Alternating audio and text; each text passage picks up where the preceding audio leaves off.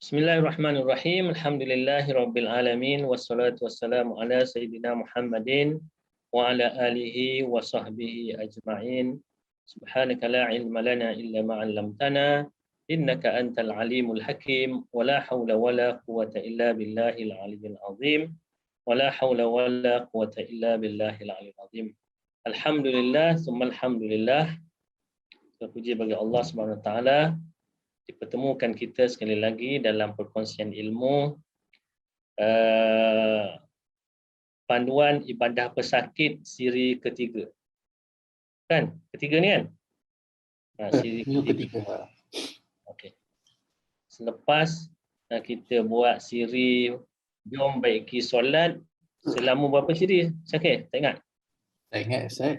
Berbelah-belah siri kan? Belah siri juga insya-Allah. Berbelah-belah siri lah. Okey. Jadi ini panduan ibadah pesakit siri ketiga. Jadi sebelum tu kita nak sentuh sikit tentang hadas. Ingat lagi tak hadas? Hadas tu apa? Ingat lagi tak hadas tu apa? Dr. Syakir ingat lagi tak?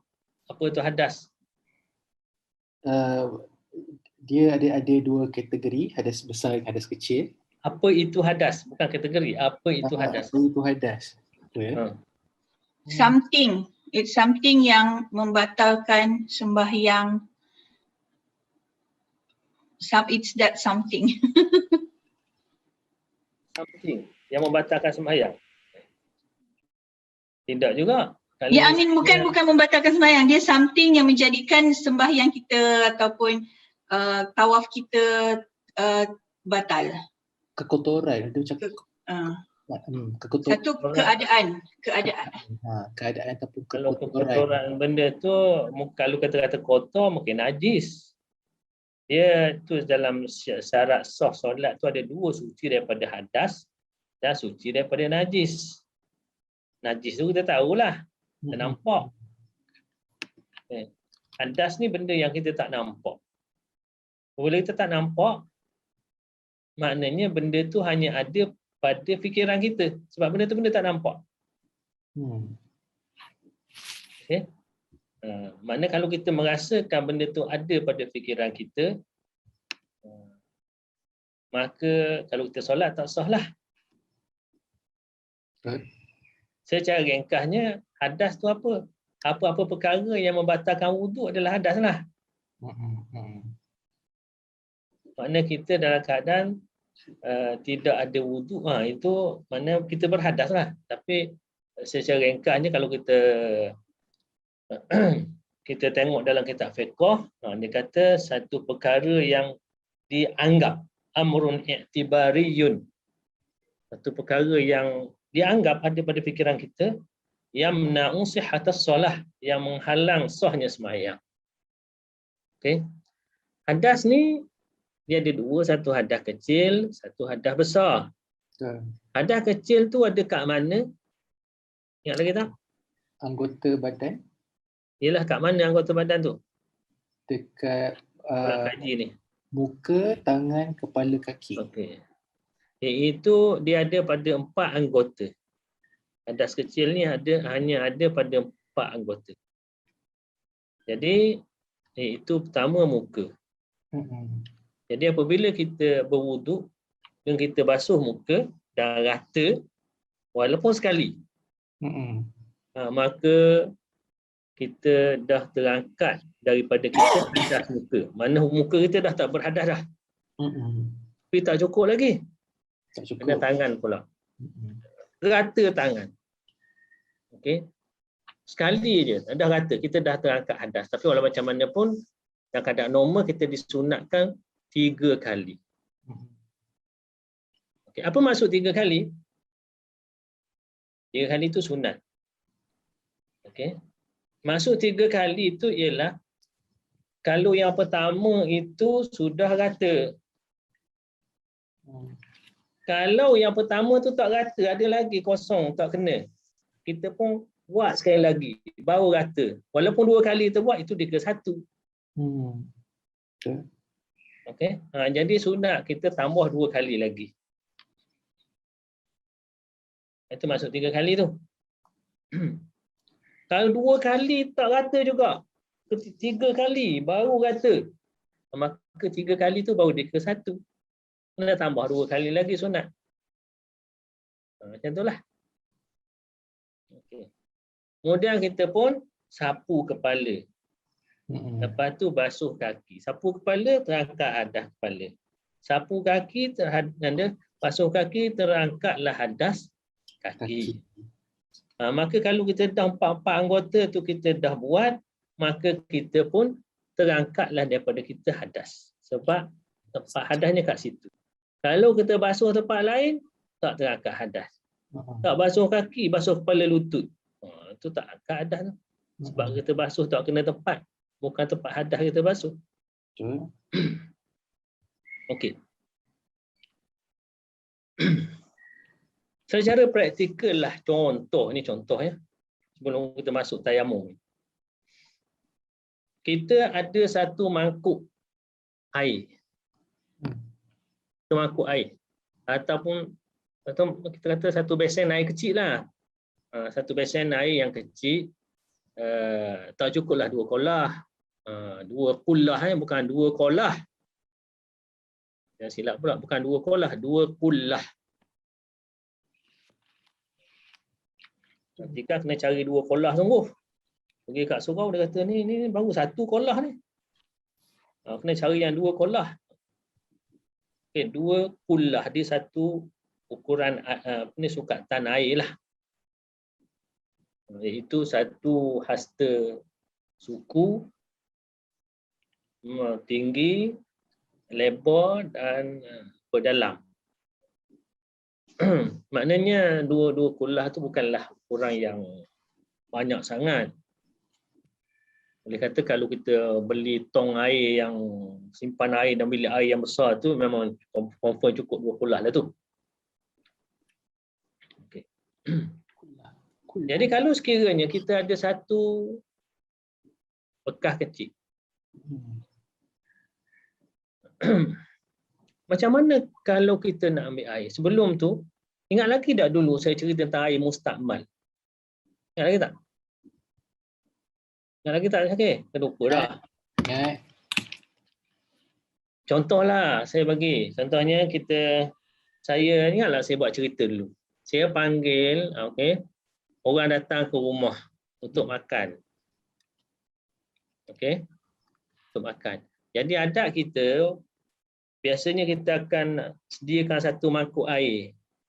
Jadi orang celup tangan baru makan, celup tangan baru makan. Ada tak berlaku macam tu, Syakir? Biasa kan? Betul. Orang celup dulu dalam bekas tu, besen kecil ke, celup air, celup tangan, lepas tu orang tu pergi makan. Okey. 10 orang celup tu, kita jemput 10 orang, 10 orang tu celup dalam besen kita tu. Air tu air mustakmal ke tak? Air mustakmal.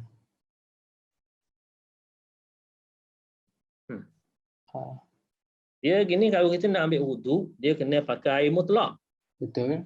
Air mustakmal tak sah dalam mazhab Syafi'i. Betul. Okey. Cuma kadang-kadang orang tak faham apa itu air mustakmal sebenarnya. Mustakmal mana air yang telah digunakan. Air yang telah digunakan. Saya bagi contoh mudah. Saya ada satu cawan ni. Okey. Saya isi air. Penuh. Memang confirm tak cukup 2 kolah, cawan je pun. Jadi saya celup jari saya dalam air tu. Air ni yang telah saya celup jari ni, air mutlak ke air mustakmal? Air mustakmal. Boleh tak ambil wudu? Yang telah dicelup ni. Tak boleh. Tak Dia boleh. bukan air mutlak. Sebab apa? Sebab dia sudah mustakmal sebab kita celup jari. Sebab dia bukannya air mutlak lah kira-kira. Ya ke? Yang tu yang ramai orang silap faham sebenarnya. Apa itu air mustakmal yang disebut dalam kitab-kitab mazhab Syafi'i? Air mustakmal ialah air yang lebihan yang telah digunakan, okey, dalam mengangkat hadas. Okey, itu dia air mustakmal. Contoh, dalam mengangkat hadas. Contoh kita tak ada wuduk, kita kentut tadi. Okey. Jadi kita pun niat wuduk, kita pun mula-mula kita basuh muka. Basuh muka kali pertama tu rata. Rata. Ataupun belum rata lagi, tak kira lah. Kali kedua baru rata. Air yang menitik daripada tu, nama dia air mustakmal. Air yang digunakan dalam mengangkat hadas. Okey, air yang menitik tu, yang kalau ditadah, itulah dia air mustakmal. Tapi apabila kita, ingat tak? Apabila kita rata sekali, maka hadas muka terangkat ke tak? Saya terang tadi? Terangkat. Terangkat. Jadi kalau kali kedua, kali ketiga tu, itu bukan air mustakmal. Itu air mutlak. Okey. Sebab air itu bukan digunakan untuk makan hadas. Hadas tadi dah terangkat dah, dah muka dah terangkat dah. Jadi air yang selepas pada itu bukan air mustakmal. Jelas tak? Jelas. Ataupun digunakan dalam kita tadah kalau kita mandi wajib. Contohnya, katakanlah air musim kemarau dicatu. Dicatu. Ada hari ada air, ada hari. Jadi kita pun nak jimat air. Tapi kena hari itu nak mandi wajib. Jadi sayang juga air. Jadi pun kita mandi wajib dalam, kita pun buh besen besar, kita duduk dalam besen tu, kita pun pakai shower. Okey. Jadi air mandi wajib kita tu dapatlah setengah besen kan? Pada air tu. Air mandi wajib kita tu. Maka air itu adalah air mustakmal. Kenapa kita mengangkat hadas? Kalau sekiranya katakanlah kita hari itu hari Jumaat, kita pun mandi sunat hari Jumaat ataupun mandi biasa saja, kita pun tadah juga. Buh dalam besen, kita pun tadah mandi. Ada air, lepas kita keluar daripada besen tu, ada separuh besen bekas kita mandi. Air itu air mutlak ke air mustakmal? Air mutlak. Itu air mutlak, nama dia, boleh ambil wuduk. Boleh ambil wuduk. Sebab apa? Kita bukan gunakan untuk mengangkat hadas. Okey? Kalau mandi wajib, ya. Itu jadi air mustakmal. Tapi kalau kita mandi sunat atau mandi yang tak sunat pun, mandi biasa je, maka air yang kita tadah itu air mutlak. Ingat tadi air mustakmal ialah air yang digunakan untuk mengangkat hadas.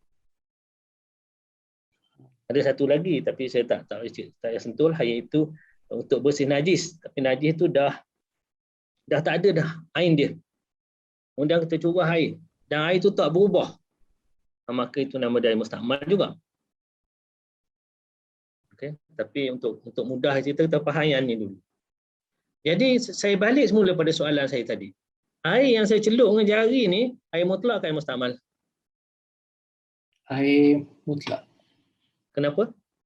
Sebab bukannya daripada hadas. Saya celup jari. Bukannya ada hadas. Baik. Okey, balik pada soalan tadi. Yang 10 orang tadi celup dalam mangkuk tu sebelum dimakan. Air yang 10 orang celup tu air mutlak ke air mustakmal? Air mutlak. Air mutlak. Bukan air mustakmal. Sebab dia orang bukan ambil wuduk dalam mangkuk tu. Faham. Yazza.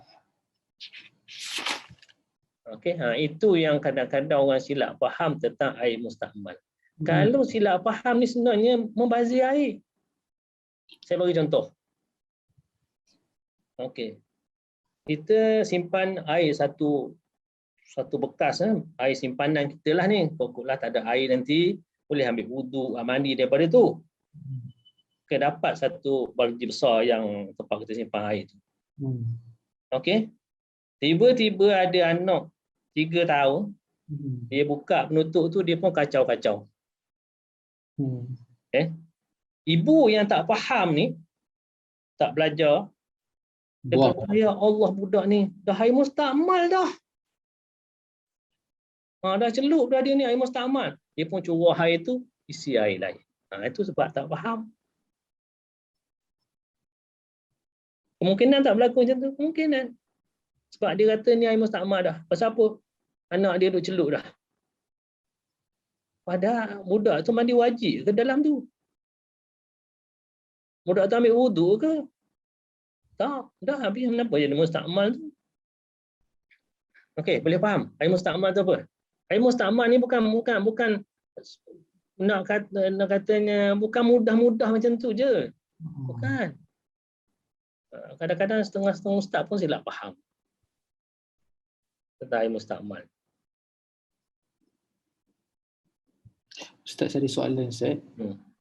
Ustaz, kalau dalam berwudu, ada tak kesilapan kebiasaan yang membuatkan kita daripada air mutlak tu sebenarnya adalah air mustakmal?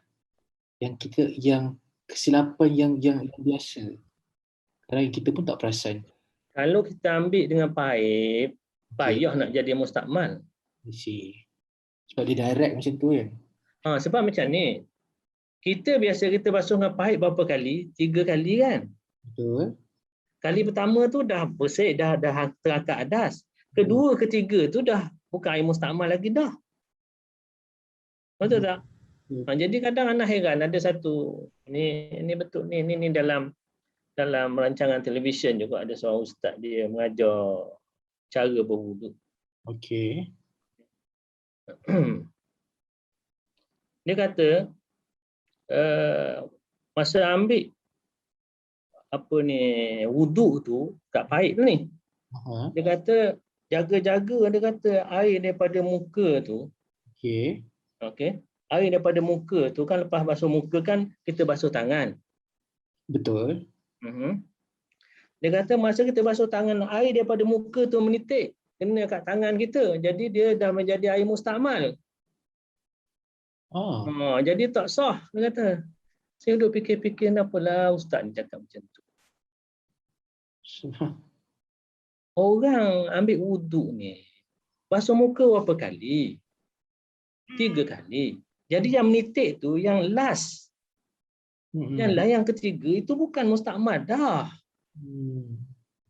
Sebab hadas dah terangkat kan, yang first time tu. Sebab muka dah terangkat dah hadas. Jadi kenapa boleh memustakmalkan yang lain? Gitulah. Kadang-kadang payah nak. Jadi, okey. Apabila kita faham konsep air mustakmal tu, katakanlah, ni tak masuk tayamum bagi. Cerita tahu wuduk je sikit.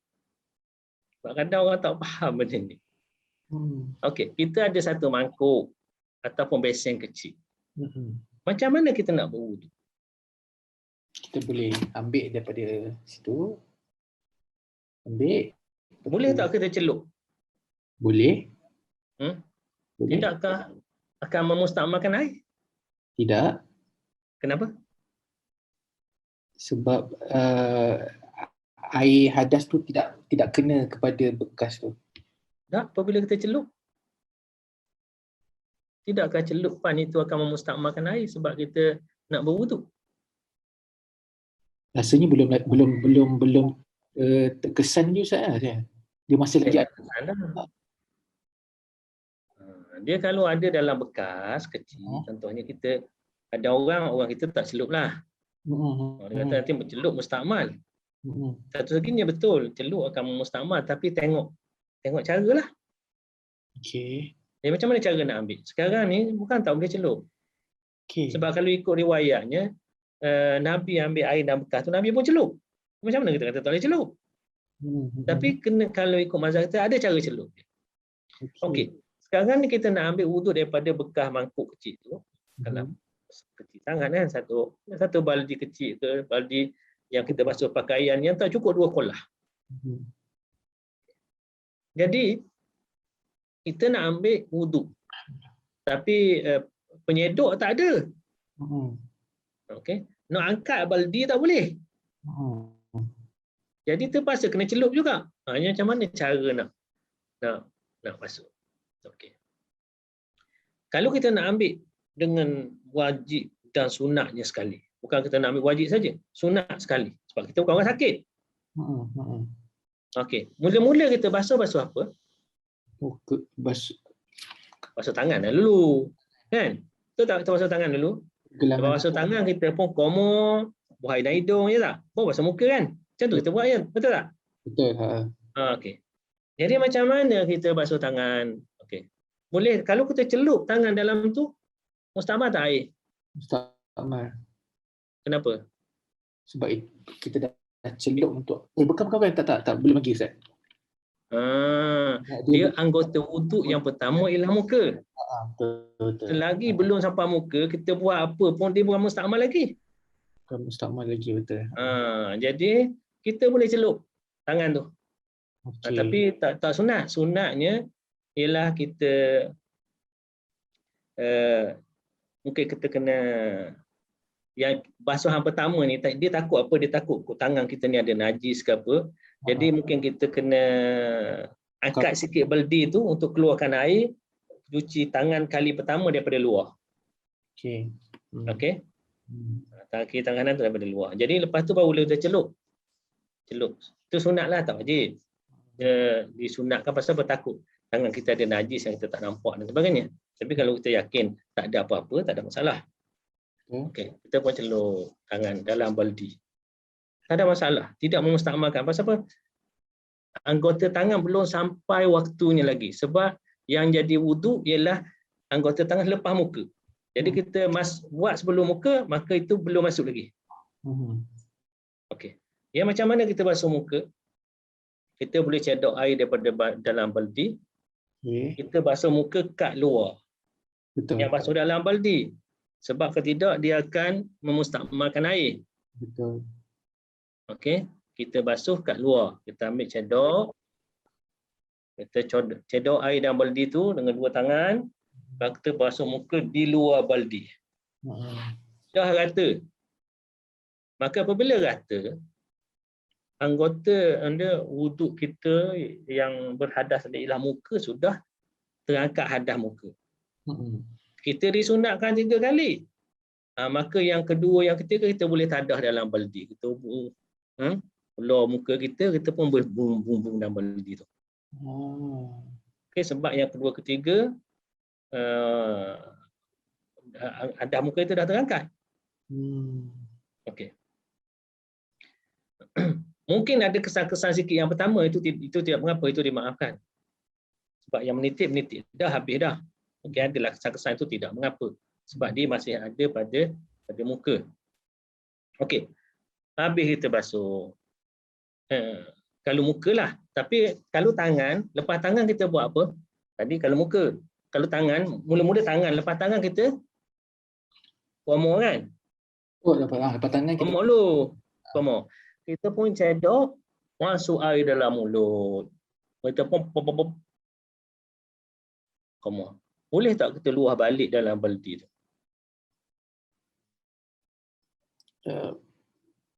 Kalau kita luah, takdirkanlah kita luah balik dalam baldi tu, sayang air takut kurang. Boleh. Mustakmal tak air tu? Tak. Kenapa? Dia bukannya kerana mulut bukan anggota hadas. tempat hadas. Atau komor-komor boom balik dalam tu pun air tu tetap mutlak. Kita masuk air dalam hidung, kita sign umbuh balik air tu, masuk balik dalam baldi tu. Masih mutlak. Pasal apa? Dalam hidung bukannya tempat hadas. Okey.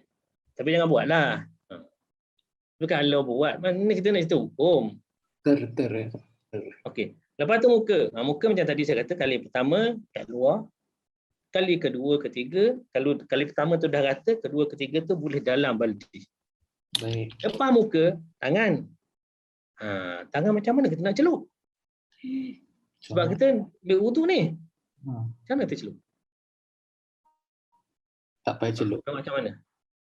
Kali pertama tu, Kita ambil. kalau kita celup, jadi mustakmal lah. Macam mana nak buat? Kita ambil daripada bekas tu guna tangan, lepas tu kita terus. Ada ambil dia bekas, mana kita celup juga daripada bekas tu. Oh, kalau macam tu kena macam mana nak buat Boleh. Kita boleh celup. Okay. Tapi bukan niat wudu. Masa celup tu bukan niat kita nak kita berwudu.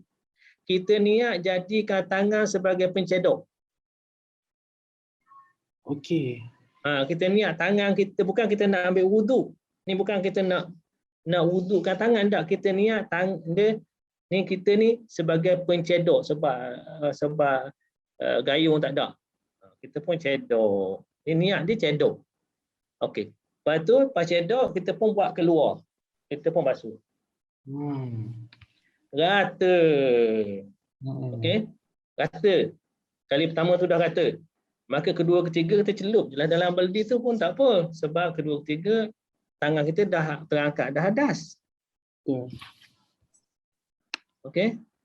Lepas tu sapu kepala. Sapu kepala tak ada masalah sangat.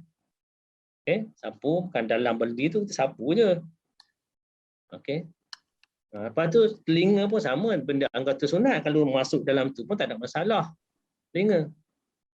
Lepas tu kaki. Kaki pun sama. Kaki kali pertama kita basuh tu kaki kena kat luar lah. Mana kita cedok dua-dua tu tangan tu. Lepas tu kita basuh kaki kanan di luar. Kalaulah dengan kali pertama tu dah rata dah. Kali kedua ketiga tu nak celup kaki dalam tu pun tak apa. Sebab adah kaki dah terangkat. Adah kaki kanan. Kaki kiri kena buat macam tu juga. Okey, mana anggota dua ni, yang ada dua, dia dua-dua berhadas lah. Jadi mana kita selesai kanan, kiri masih berhadas. Kena selesai kiri pula. Itulah caranya. Di situ kita akan faham apa itu air mustakmal.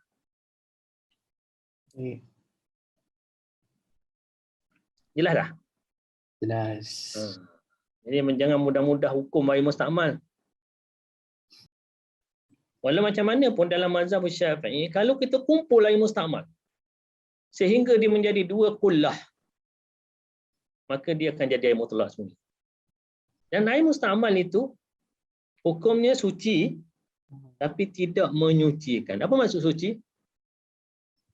Maknanya tak boleh menyucikan, nak buat akad hadas tak boleh. Tapi untuk buat tujuan lain boleh. Contoh air mustakmal tu kita kumpul buat nak nasi. Boleh? Rebus buat air teh. Buat kopi. Tak apa. Kalau lalulah. Okey. Kita takut tak lalu je lah kan. Sebab bekas kita guna. Tapi mana dari segi hukum boleh. Sebab dia air yang suci. Dia cuma tidak menyucikan. Okey. Habislah cerita tu tentang air mustakmal dan macam mana kita mengangkat hadas. Okey. Sekarang kita masuk kepada ibadah orang sakit, iaitu tayamum. Okey, kita dah nyatakan sebelum ni bahawa kalau sekiranya kita tidak ada air, okay, ataupun tidak boleh menggunakan air. Air ada tapi tak boleh guna. Maka ada satu lagi cara untuk membolehkan kita solat, iaitu dengan bertayamum. Okey, jadi sekarang kita masuk tayamum. Apa itu tayamum? Tayamum menyapu muka dan tayamum ialah menyapu muka dan dua belah tangan meliputi siku dengan debu tanah yang bersih atau bahan lain yang boleh digunakan mengikut syarat-syarat yang tertentu. Tayamum pun dia sapu muka dan dua tangan hingga siku dengan debu tanah yang bersih. Itu dalam mazhab kita. Atau bahan lain. Itu mazhab lain. Sebab mazhab kita debu tanah je. Mazhab lain boleh dengan bahan lain pun yang ada kat bumi ni. Mengikut syarat-syarat yang tertentu. Okey. Tuan Syakir pernah tayamum tak? Tak pernah Ustaz. Tak pernah. Belum ada pengalaman lagi. Saya pun tak pernah tayamum sebab air sentiasa ada. Dan alhamdulillah Allah tak uji dengan sakit yang menyebabkan tak boleh kena air. Setakat ni tak ada pengalaman tayamum lagi lah. Tapi kita kena belajar. Takutlah satu hari kita tak boleh guna air. Kena belajar juga. Okey. Jadi sini saya akan bagi satu mengikut mazhab Syafi'i dan satu lagi mengikut mazhab lain. Tayamum. Jadi apa tujuannya? Tujuannya ialah supaya kalau sekiranya kita ikut mazhab Syafi'i ini jadi susah, yang menyebabkan malas nak semayang, payah nak buat macam ni, jadi tak semayang lah. Jadi ketika itu buatlah ikut mazhab lain supaya orang ni semayang. Mula kita ambil tayamum mengikut mazhab Syafi'i. Bahan yang boleh digunakan ialah tanah berdebu yang suci daripada najis serta tidak mustakmal. Dalam mazhab Syafi'i debu pun ada mustakmal, bukan air je mustakmal, debu pun mustakmal juga. Ada juga. Okey. Jadi mesti kena debu tanah.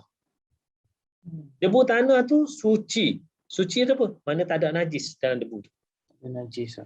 Okey. Dan juga tidak mustakmal. Apa maksud tidak mustakmal? Kita tak boleh guna debu tanah yang sama.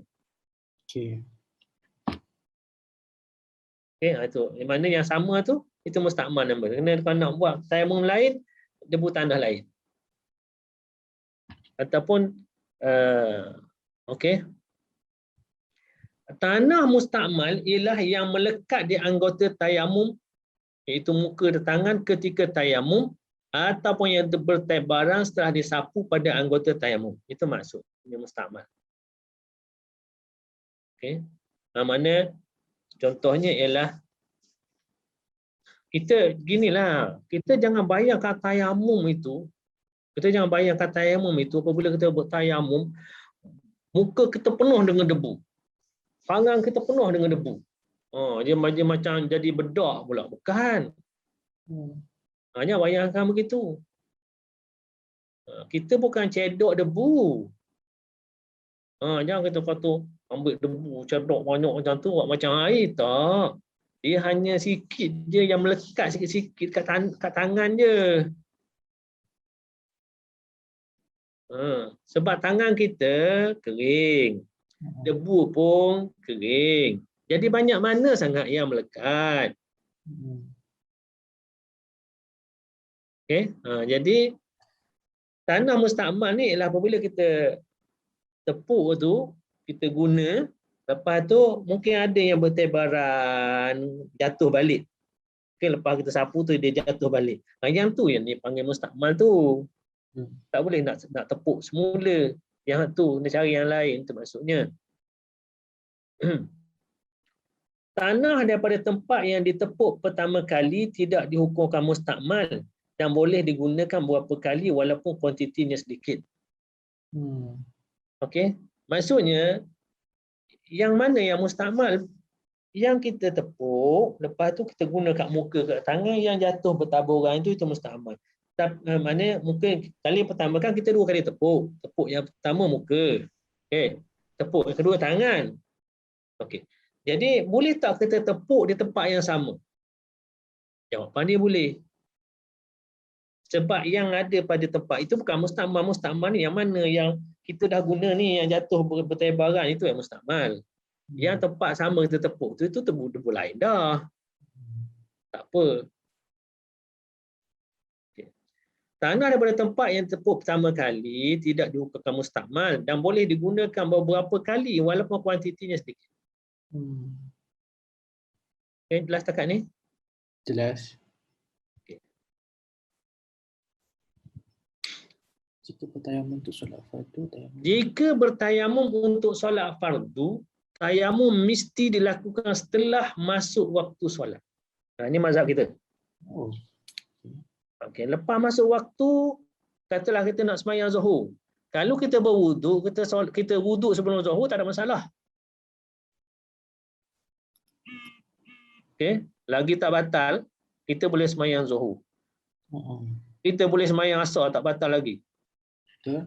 Tak batal juga, boleh sembahyang Maghrib. Tak batal juga sembahyang Isyak. Kalau sembahyang subuh confirm batal lah. Takkanlah sampai 5 waktu. Faham benar wuduk tu. Tak kentut, tak berak, tak kencing jawabnya. Okey. Jadi itu wuduk. Tapi tayamum ni dia boleh digunakan untuk satu waktu sahaja. Dan boleh kita syarat tayamum mesti masuk waktu dulu. Mesti masuk waktu. Dah azan, dah Zuhur, masuk waktu tak semesti azan. Masuk je waktu. Kadang orang tak azan pun dia masuk waktu lah. Masuk waktu Zuhur, walaupun orang azan tak habis lagi, tapi patutnya apabila azan tu kena jawab azan dululah. Okay. Yang penting masuk waktu. Baru boleh bertayamum. Baru boleh bertayamum. Okey. Kalau untuk solat fardu. Kalau untuk benda lain tak apa. Kalau untuk solat sunat, tak ada masalah. Untuk baca Quran, tak ada apa. Waktu mana-mana pun kita nak pegang Quran kata, nak baca Quran. Jadi tak boleh guna air, boleh tayamum, tak apa. Dia tak tergantung dengan waktu. Waktu ni kalau kita nak solat fardu. Apabila kita solat fardu Zuhur, kita tayamum dulu, lepas tu kita pun solat fardu Zuhur. Jadi maknanya apabila kita tayamum dalam satu waktu, kita boleh buat apa-apa saja dalam waktu tu. Kita nak solat sunat berapa rakaat pun tak apa, kita solat fardu ba'diyah, lepas tu solat sunat ba'diyah, lepas tu nak pegang Quran, tak ada masalah.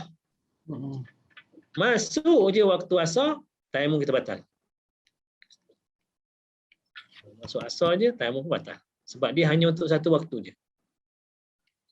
Kita kena ambil tayamum lain pula. Itu kalau kita tidak buat perkara yang batalkan tayamum. Dia perkara yang membatalkan tayamum sama dengan batalkan wuduk juga. Kita ambil tayamum, lepas tu kita kentut. Kena tayamum lain pula. Sama je. Jangan pula jadi tayamum dia tahan lasak pula. Dia kata bukan dengan air. Tak, sama je. Perkara yang batalkan wuduk, membatalkan juga tayamum. Okay, cuma ada tambahan lagi. Tayamum ni batal pasal apa? Kalau sekolah contohnya ada air. Sebelumnya air tak ada. Ada air, tayamum batal lah. Kena ambil air. Okey. Yang kedua, seterusnya, maknanya yang pertama kita kata tayamum kena masuk waktu dulu. Lepas tu, sucikan diri daripada najis dan pastikan arah kiblat sebelum bertayamum untuk solat. Okay, masuk waktu, tunggu. Dah masuk waktu dah. Bersih daripada najis dulu. Bersihkan daripada najis dulu. Dan kita tahu dah arah kiblat kat mana ni. Kalau kita nak menghadap kat sini, baru ambil tayamum. Baru bertayamum untuk solat. Apa lagi? Tanggalkan cincin, jam tangan dan gelang jika ada. Sebab itu akan membantukan kita buat tayamum. Nanti tak kena. Ada jam nak tayamum macam mana? Ada cincin nak tayamum macam mana? Jadi tanggalkan cincin, jam tangan, gelang jika ada. Okey. Okay, macam mana?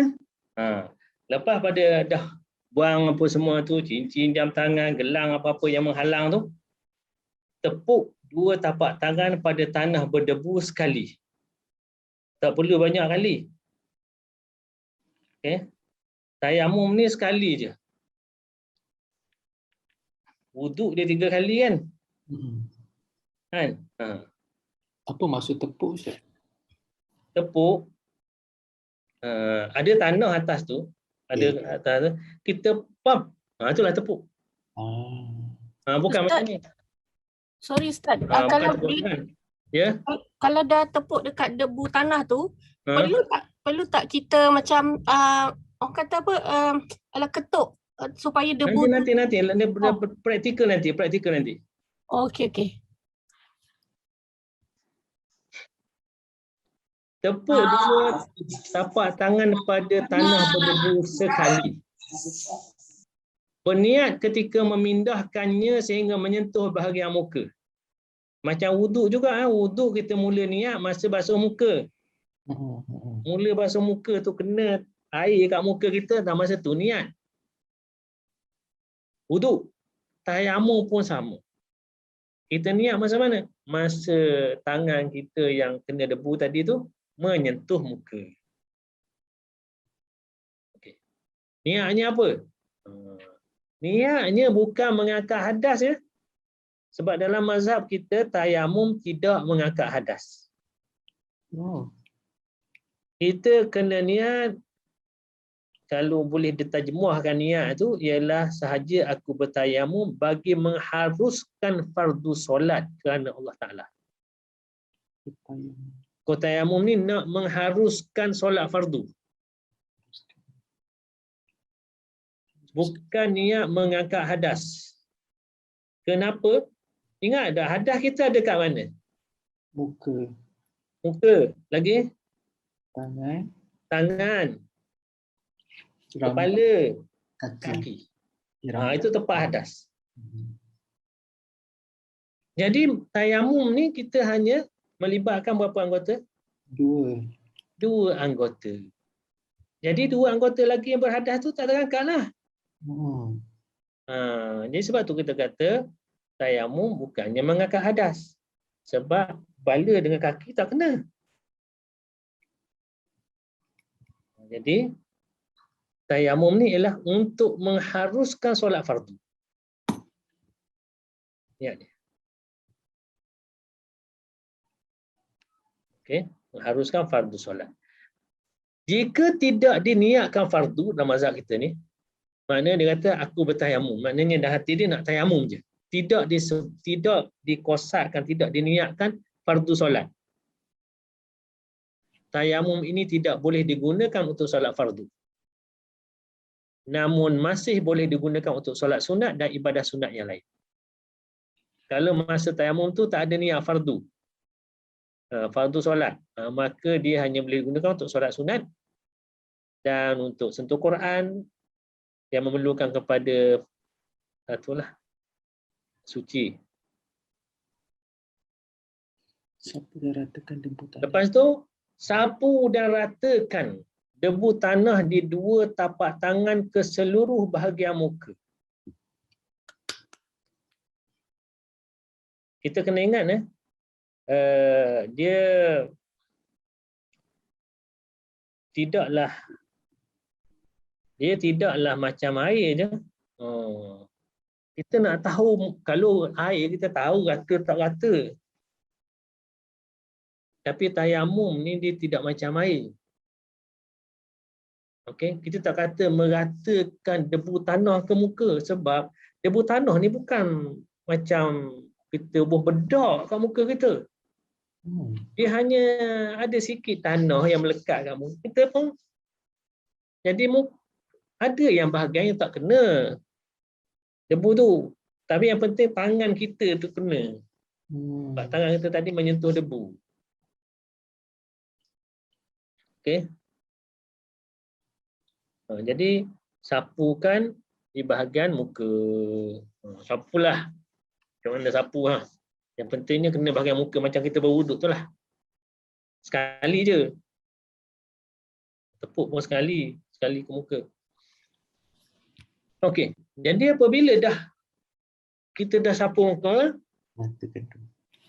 sekali, buang saki-baki debu tanah yang ada di tapak tangan. Kita pun buang. Tempat lain. Ni dah habis dah ni, tapak tangan ni. Boleh buanglah yang saki-baki debu. Lepas tu tepuk dua tapak tangan pada tanah berdebu sekali lagi. Tempat yang sama pun tak apa. Kita pun tepuk.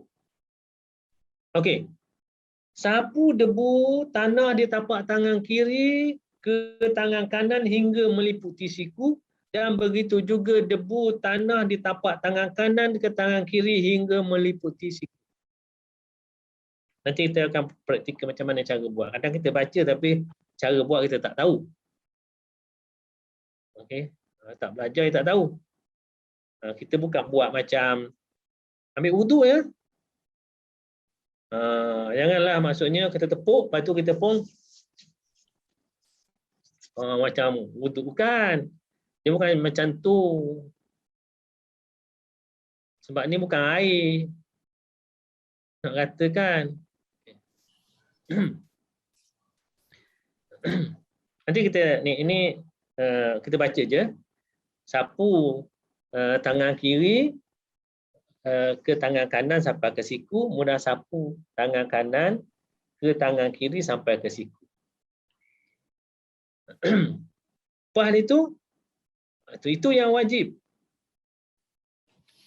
Sunat diselati jari jemari tangan. Sunat diselati. Maknanya kalau kita sapu ni, celah-celah jari ni tak rata tau.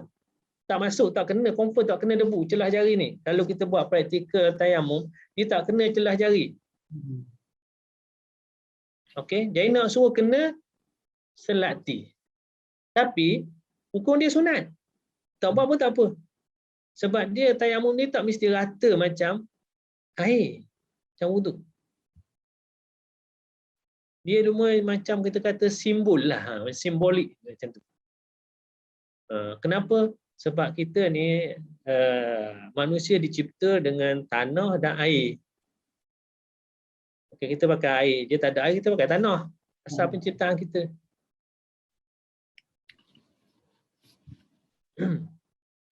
Sebab nak cipta Adam pun, kalau tanah kering, dia tak boleh juga nak membentuk. Dia kena ada juga untuk kita membentuk tanah tu jadi dengan air juga.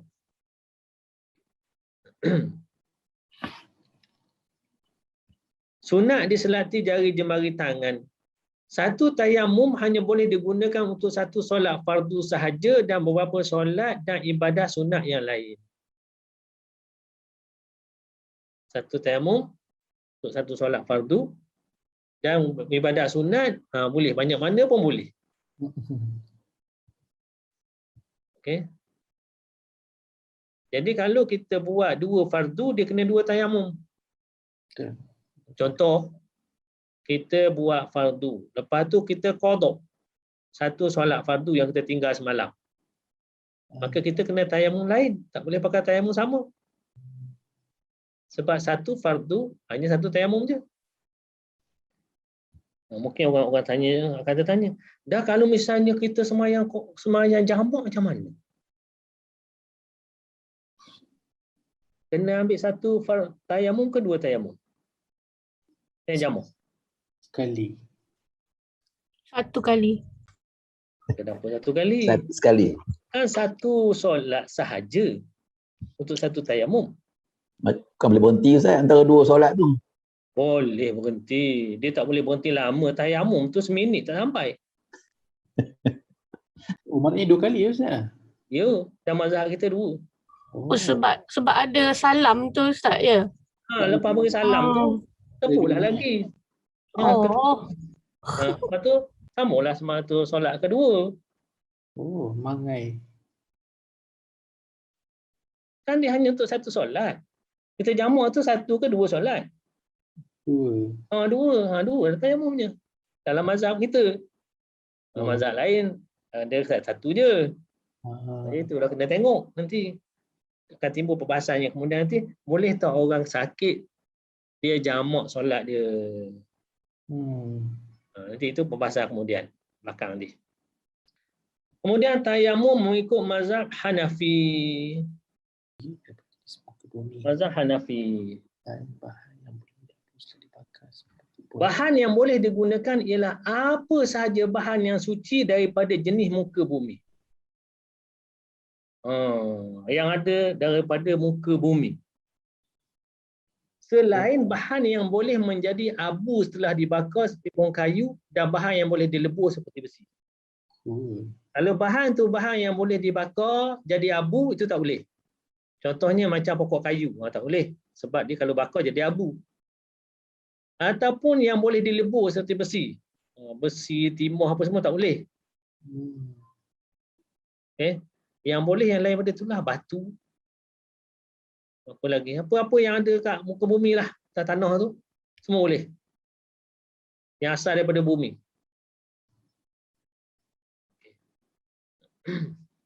Ustaz, tulang boleh Ustaz? Ha? Tulang. Ular, Tulang. tulang. Tulang tak boleh. Sebab dia bukan berasal daripada bumi. Orang pun tak boleh. Okey. Maknanya apa ni, mazhab Hanafi ni lebih lagi. Iaitu tanah pun boleh. Batu pun boleh. Walaupun tak ada debu. Sebab mazhab kita kena ada debu. Okey. Debu boleh, apa sajalah. Tapi kalau misal pohon kayu tu ada debu, boleh tepuk pohon kayu yang ada debu tu. Tapi bukan bab tepukkan pohon kayu, tepuk pada debu. Itu lain cerita. Abang kata besi, bukan tepuk besi. Dah besi, atas besi tu ada debu. Mana bolehlah. Besi saja tak boleh. Contoh bahan yang boleh digunakan dalam mazhab Hanafi, tanah, batu, garam bukit. Garam bukit pun boleh. Datuk Zakir pernah beli garam bukit tak yang untuk buat masak? Halal gel ke apa semua tu? Pernah tak? Tak pernah Ustaz. Ha? Tak pernah. Tak pernah. Garam masak je lah. Yang tu pun boleh buat tayamum tu. Sebab tu garam bukit dalam mazhab Hanafi. Okey. Tapi garam putih yang asal daripada laut tu, itu tak boleh. Tidak disyaratkan ianya berdebu. Dalam mazhab Hanafi tak syarat berdebu. Boleh menempuk di atas tanah liat atau batu yang tidak berdebu. Boleh dibasuh terlebih dahulu sebelum digunakan sebagai bahan tayamum. Pun boleh. Batu tu nampak kotor, dia pun basuh jadi bersih. Dia pun tepukkan batu tu pun boleh. Dalam mazhab Hanafi. Sebab apa? Batu tu berasal daripada bumi. Dia tak syarat berdebu. Mazhab kita syarat debu. Jadi kalau kita tepuk batu tak ada debu, tak boleh. Yalah, jadi masuk dalam bab tayamum ni, mazhab Hanafi dia luas. Apa lagi? Jika tayamum untuk solat fardu, ia boleh dilakukan walaupun sebelum masuk waktu solat. Sebelum zuhur tu dah boleh tayamum dah. Dalam mazhab Hanafi. Kita kena lepas masuk waktu. Okey. Masing-masing ada dalil ya. Masing-masing ada dalil. Saya bukan nak terangkan tentang dalil ya. Dalil ni kena mengaji lain lah. Sebab orang awam ni dia tak perlu tahu dalil. Dia ikut je. Orang yang nak tahu dalil ni orang mengaji. Jadi mazhab Hanafi, jika bertamu untuk satu solat, dia boleh lakukan walaupun sebelum masuk waktu solat. Okey. Sama juga tangga, cincin, jam tangan, gelang jika ada, itu sama. Tepuk dua tapak tangan pada bahan tayamum sekali dengan niat tayamum. Okey. Tepuk dua tapak tangan pada sekali dengan niat tayamum. Tayamum tu niat macam mana? Masa tepuk tu dah boleh niat dah. Kita bukan masa tepuk. Mazhab Syafi'i masa kena pada muka baru boleh niat. Macam sembahyang juga. Macam sembahyang. Sembahyang, kita kena niat masa akad takbir. Baru boleh niat. Sebelum takbir tak boleh niat. Tak sah. Mazhab dia, belum takbir dah boleh niat. Sebab tu, dia orang mudah. Dia ada niat dah sebelum takbir. Jadi, Allahu Akbar. Sebab dah niat dah. Kita Allah sahaja aku sembahyang fardu. Tu panjang tu. Sebab masa takbir baru nak niat.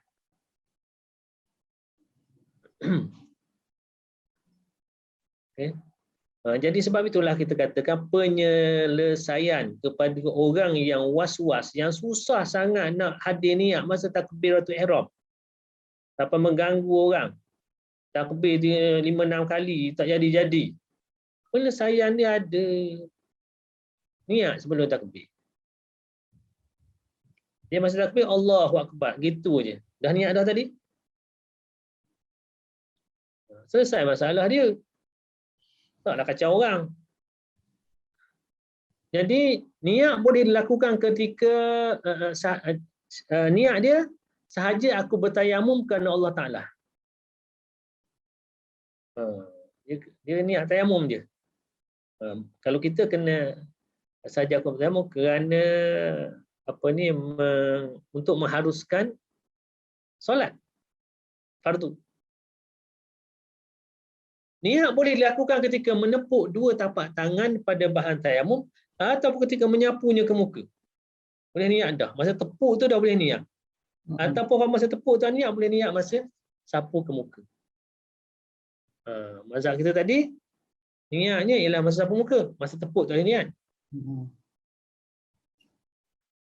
Lepas tu apa kena buat? Sapu 2 tapak tangan ke serata muka. Sapu muka. Yes.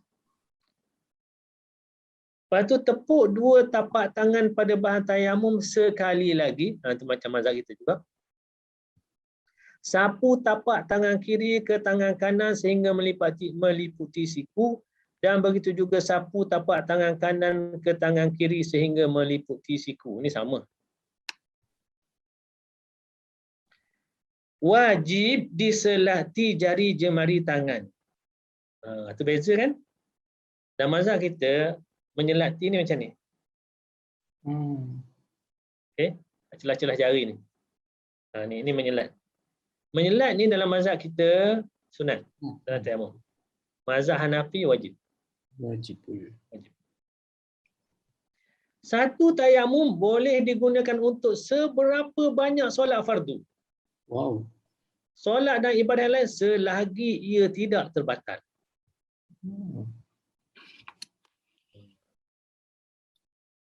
Jadi kepada orang sakit, bagus yang ni. Macam mana yang sakit? Betul. Kita kena cari yang itu, kita memudahkan orang. Okey. Jadi itu satu tayamum boleh guna banyak solat. Jadi kalau nak jamak pun boleh jamak. Sekali je. Boleh je lah. Tak masalah. Okey. Pesakit yang diharuskan bertayamum boleh memilih untuk bertayamum berdasarkan mazhab Syafi'i atau mazhab Hanafi seperti yang disebutkan.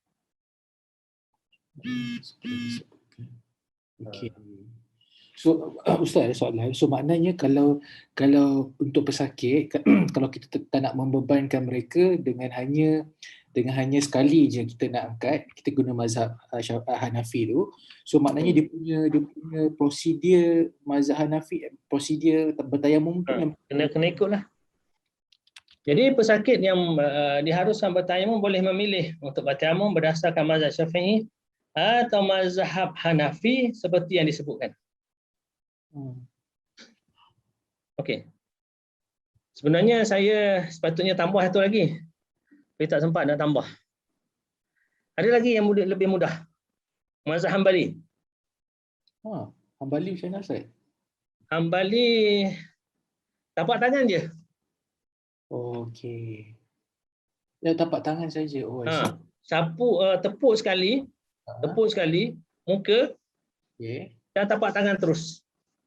Itu lagi ringkas. Muka dan tapak tangan. Darbatun lil wajhi wal kaffain. Satu tepuk boleh digunakan muka dan terus tapak tangan sahaja. Itu Hambali. Pun boleh juga. Tapi saya tak masuk dah ni. Boleh digunakan yang tu untuk apa? Untuk contohnya orang tu berbalut. Tangan ni berbalut. Sedangkan tangan lengan ni anggota tayamum dalam mazhab kita. Betul. Jadi kalau kita tayamum tak rata juga. Betul. Tapi kalau kita pakai mazhab Hambali, dia kata dah sah dah tayamum sebab lengan bukan anggota dia. Okey, nanti saya kena tambah lah. Kalau orang kena simen tu Ustaz kan, dia kena simen dia kena simen tu dia kena yalah sampai ke sini dia simen. Jalan juga. Okey. Kita tengok apa bahan-bahan yang boleh digunakan untuk bertayamum. Okey. Yang pertama ialah debu tanah. Debu tanah yang digunakan mestilah suci. Okey. Bahan-bahan yang digunakan untuk bertayamum. Yang pertama debu tanah, iaitu debu tanah yang suci, dengan mestilah suci, daripada najis dan bukan mustakmal. Okey, ini mazhab kita. Dan benda ni dijual dijual. Sekarang ni alhamdulillah ada orang bisnes pula debu ni. Ini contoh yang debu yang digunakan, yang dijual dalam pasaran. Jadi tak perlu pergi cari kat mana, boleh beli je. Ni debu yang dah bersih. Sorry Ustaz, kalau kita dalam hutan tak ada ialah kita tak ada debu tayamum ni, air pun tak ada. So debu mana kita nak ambil tu Ustaz dekat hutan? Kalau dalam hutan mesti ada tanah kan? Oh, kita boleh ambil tanah tu macam tu je? Tanah tu mesti ada debu. Tanah berdebu. Cari tanah yang ada debu. So kalau okay. Tapi kalau misalnya tak jumpa ada batu je, batu ketika kita boleh guna kan? Dah tak ada. Kemudahan yang ada. Ikutlah mazhab Hanafi. Taklah tak batu. Kalau berdebu maknanya tanah ke? Keadaan hutan tu tak boleh basah lah Ustaz. Kalau basah memang tak jumpa debu lah. Dia tidak disyaratkan debu tu kering. Tapi kalau tak kering, jadi bedak lah pula kita. Kalau debu tu warna hitam dan basah, kita pun sapu kat muka. Jadi askar terus. Ini salah satu kalau kita pergi kedai-kedai orang jual untuk jemaah haji apa semua kan, barang-barang untuk pergi Mekah. Biasa ada dia orang jual ni. Debu tayamum. Kat hospital pun mungkin ada. Saya pernah pergi ke satu hospital. Saya dah pernah ceritakan saya pun ambil berat tanpa sakit-pesakit ni. Saya pernah tanya, ada tak debu tayamum? Nurse jawab, dia kata dulu ada. Dulu ada dia. Tapi duk terperap kat situ tak ada siapa pun guna dia. Akhirnya hilang entah ke mana lah. Betul lah juga tu. Orang tak guna. Okey, yang kedua. Apa sahaja jenis bahan di muka bumi yang tidak boleh dijadikan abu setelah dibakar? Seperti batu bata, garam bukit. Ada boleh digunakan untuk tayamum. Walaupun tak ada debu langsung. Sebab jika itu adalah bahan daripada bumi. Okey, batu bata atau walaupun batu rumah ke apa semua tu, boleh lah. Hitam je kat dinding, nampak batu. Cuma ada orang tanya boleh tak tepuk, kalau kita dalam kapal terbang tepuk dekat apa ni, kat seat depan. Kat seat tu, boleh ke tak boleh? Tak boleh saya. Itu tak boleh lah. Bukannya kecuali seat tu ada debu. Agak-agak dalam kapal terbang ada debu tak? Tak ada kot sebab tak ada kot kan. Bau dingin kan. Kalau ada debu siapa nak naik kapal terbang tu? Betul. Ustaz ada soalan lagi Ustaz. Ustaz, kalau kita beli yang debu yang kita beli debu tayamum tu, maknanya kita letakkan dekat atas kertas. Tak kertas ke, atas lantai ke, atas kain ke, ikutlah. Atas lantai, atas meja, tak semestinya tak kertas.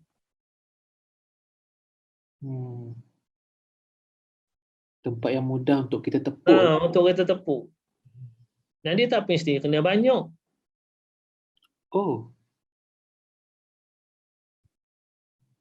Mana kita buat tak kertas kita ratakan sehingga boleh kita tepuk, maknanya meliputi tapak tangan kita. Ha. Dia tak mesti tebal.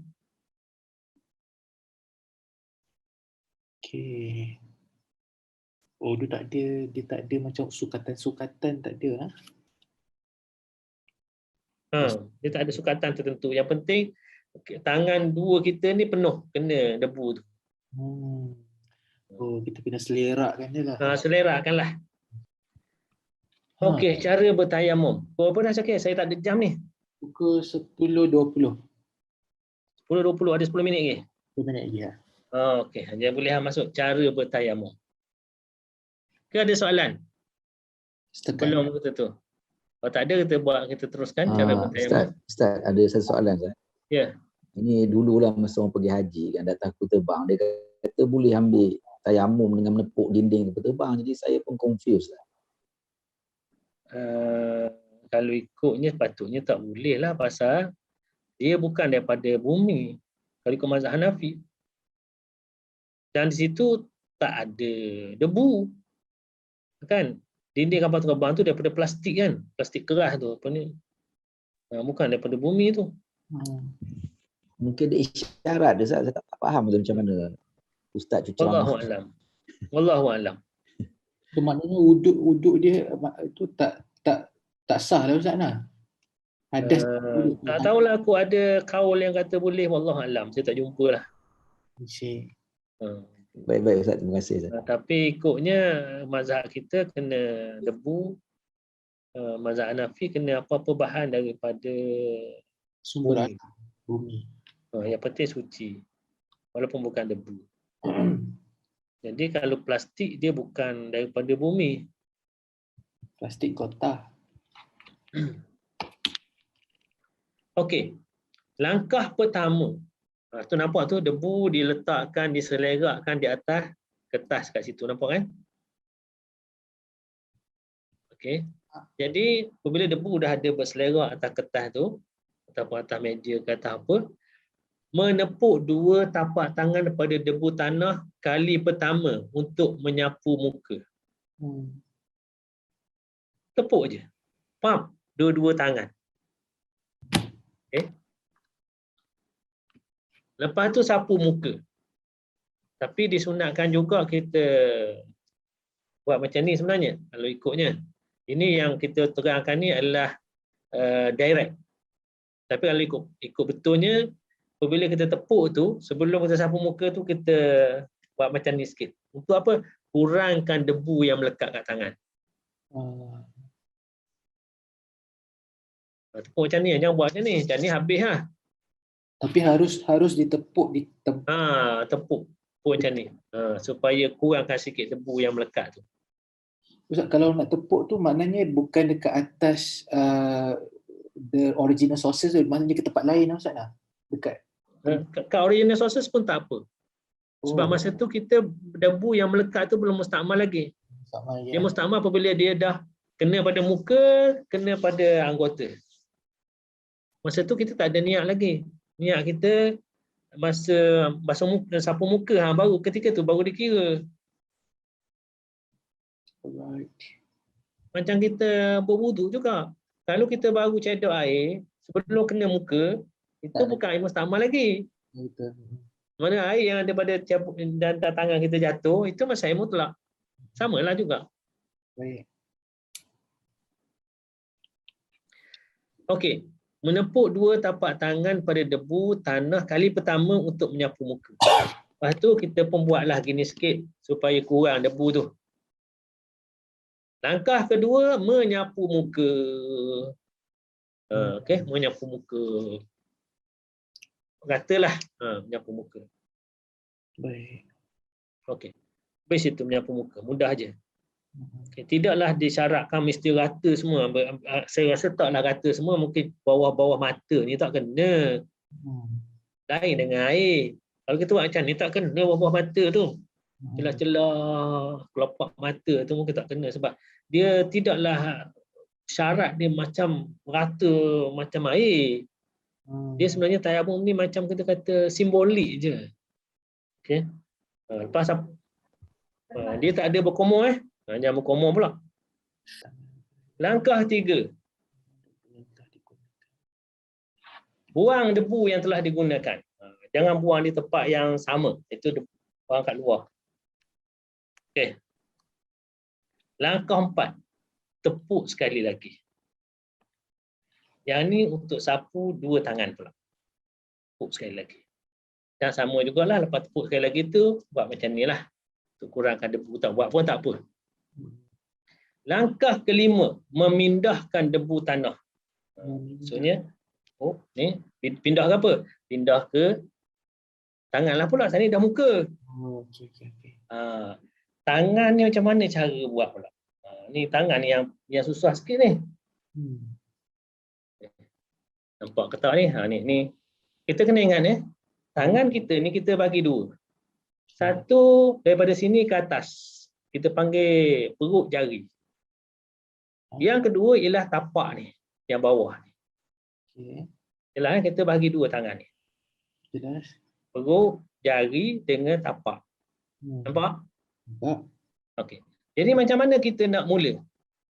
Kita mulakan dengan menyapu bahagian tangan kanan sebelah belakang tapak tangan kanan dengan menggunakan 4 perut jari tangan kiri selain daripada ibu jari dari hujung jari hingga ke siku. Apabila kita tepuk, kita letak macam ni. Ni. Maksudnya jari bertemu jari. Okey. Boleh? Jari bertemu jari. Boleh nampak? Nampak. Okey, ni tangan, kita guna tangan kiri dulu sebab kita nak sapu tangan kanan. Jangan terbalik pula. Letak jari bertemu jari. Bukan tapak tangan kita bagi 2 tadi ni, ingat? Okey, jari bertemu jari. Maka kita pun lurut ke bawah. Lurut ke bawah sampai siku. Okey. Okey. Apabila sampai siku, kita pusingkan. Pusingkan ni, yang bahagian bawah ni ialah tapak tangan pula. Sebab yang tadi dah kita gunakan debu yang duduk di jari, kita dah gunakan. Kita tak gunakan lagi dah. Boleh? Nampak tak? Nampak. Ni pula. Ni pula. Yang tapak tangan ni pula. Yang untuk sini. Okay. Yang tadi, yang ni. Betul. Ni. Ni, sampai sini. Okey, ini yang 4 jari yang 4 ni. Kalau kita terbalikkan pula sebab sebelah ni belum lagi. Yang ni yang tapak tangan pula. Okay. Nampak tak? Nampak. Okey. Jadi kita lurutkan ke atas. Lurutkan ke atas. Okey. Lurutkan ke atas. Jari ni, jari kanan, kita ibu jari kiri ni kita belum guna lagi. Ibu jari kiri ni untuk apa? Untuk kita sentuh ibu jari kanan. Apa tak? Yang belakang ibu jari kanan ni. Jelas lagi setakat ni? Jelas ke tak? Jelas. Okey. Faham. Faham Okey. Jadi apabila kita buat macam tu, yang ni belum digunakan, betul tak? Betul. Yang tapak kanan ni, debu yang ada kat sini belum digunakan lagi, betul? Yang tadi kita gunakan debu yang ada pada tapak kiri. Betul. Betul tak? Betul. Yang kanan kita belum gunakan. Belum. Okey. Jadi sama. Jadi kita pindah. Pindah. Ni jari kanan ke jari kiri pula. Ujung jari ke jari. Kita buat proses yang sama. Turun ke bawah. Yang 4 jari ni. Lepas tu kita pusing. Pusing ni yang ni pula. Yang ni kita dah guna ni. Ni dah guna ni. Yang kat jari ni. Yang perut. Yang tapak tangan belum. Kita pun terus kita sentuh sapu ni. Ibu jari kanan. Sapu atas ibu jari kiri pula. Nampak? Kanan. Jelas? Okey. Okey. Lepas pada tu apa? Kita selat. Selat ni sunat dalam mazhab Syafi'i, wajib dalam mazhab Hanafi. Jelas kata ni? Praktikal lah tu. Cuma tak ada debu je. Jelas. Jelas Orang lain macam mana, faham ke tak? Ustaz, minta maaf Ustaz, nak tanya sikit. Tapi kan kita Ya. masih tapak yang memula tadi. Tangan kiri sapu tangan kanan tadi kan. Ha. Ini tangan kiri kita dah kena tapak tangan kanan kan. Jadi yang tangan kiri tadi dengan tapak tangan kanan ni tak, debu tadi dah kena kan. Tak guna. Tak, maksudnya kita Tak sapu guna sampai ni. Debu ni belum guna. Kita tengok kita buat kat ni. Kita Okey, buat kalau debu tangan tapak kiri. tangan kanan belum guna lagi ni. Okey. Okey. Lepas tu kita pusing. Pusing sampai sini. Sampai sini. Lepas tu yang ni tapak ni belum. Yang ni kita begini je. baik faham. Ya ya Ustaz. Oh belakang tu kita biar dulu tangan. Belakang je. Tapak tangan Sampai kanan ke- tu kita biar. Baik. Ha. baik. Jadi yang Faham, ni Ustaz, belum guna. Faham Ya jelas Ustaz. Jelas. Okey, terang kata ni. Boleh insya-Allah. Syakir, jelas Faham tak? Ustaz? Faham Faham insyaAllah. Okey. Okey, samalah yang saya terang tadi. Ni. Yang langkah 7, langkah 8 tu semua dah kita dah terang dah. Yang 7 menyapu bahagian tangan sebelah hadapan dari siku hingga hujung ibu jari, kemudian debu tanah pada tapak tangan kiri dan ibu jari tangan kiri menyapu belakang ibu jari tangan kanan. Dah pada ni. Kemudian yang langkah 8 menyapu bahagian tangan kiri sebelah belakang tapak tangan kiri dengan menggunakan 4 perut jari dengan tangan kanan selain ibu jari dari hujung jari hingga ke siku. Kalau baca ni memang payah nak faham. Kita kena buat baru kita faham. Kita buat dulu baru kita faham ayat ni. Kalau kita baca macam ni macam mana ni? Ke Syakir baca boleh faham kalau tak buat? Tak faham Ustaz. Payah nak faham. Kena buat juga. Sebab dapat Okey. kena debu tanah. Okey, habis itu Ustaz, kita minta maaf Ustaz, kita ulang balik yang muka tu Ustaz. Kalau orang tu ada janggut sebagai Ustaz, atau musyaifat, Tak ada masalah. tak masalah ya. Kita sekali lalu saja Ustaz. Baik, faham. Okey. Jadi yang kedua tadi, yang pertama tadi kita semula yang pertama tadi kita buat macam ni, zap macam ni. Okey. Yang kedua kita pusing.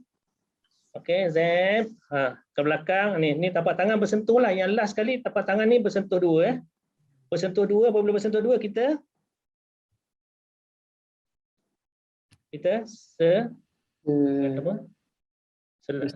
kita panggil apa tu? Sela ke apa? Mana yang last sekali kita akan bertemu dua tangan tu. Dua tapak tangan tu last sekali akan bertemu. Lepas tu kita sela. Okey, siapa ada janggut, ada misai tak ada masalah. Okey, habislah tu. Lepas ni kita akan masuk tentang orang sakit pula. Kalau balut kan ni kat mana, macam mana kita nak buat? Kalau balut kat sini macam mana nak buat? Okey, kita berhenti setakat ni dulu lah ya. Okey, boleh ya? Boleh Ustaz. Okey. Kita tutuplah kot. Kalau tak ada soalan apa kita tutup. Subhanakallahumma wa bihamdika asyhadu an la ilaha illa anta astaghfiruka wa atubu ilaik. Bismillahirrahmanirrahim. Al-'asri innal insana lafi khusr illa alladziina aamanu wa 'amilus solihati wa tawassaw bil haqqi wa tawassaw bis sabr. Assalamualaikum warahmatullahi wabarakatuh.